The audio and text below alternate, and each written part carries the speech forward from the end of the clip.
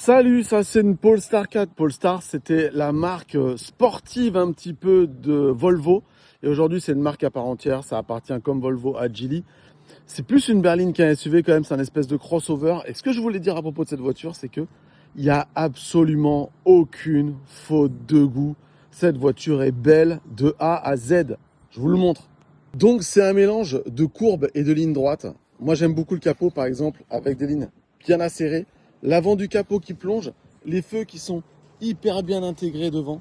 C'est vraiment trop joli.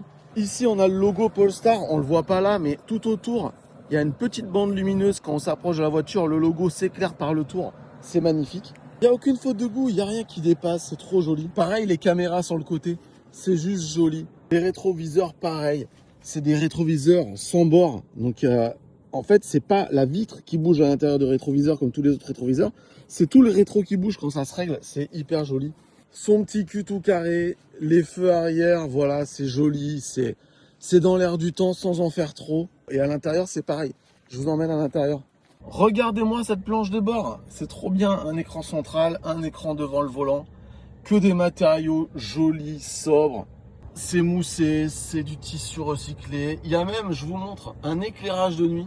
À l'arrière, c'est pareil, il y a de la place, les sièges sont magnifiques. Les petites enceintes carrées. Regardez les sièges, comment ils sont beaux. Le grand toit panoramique qu'on aimerait qu'il soit occultant, mais bon, c'est pas grave.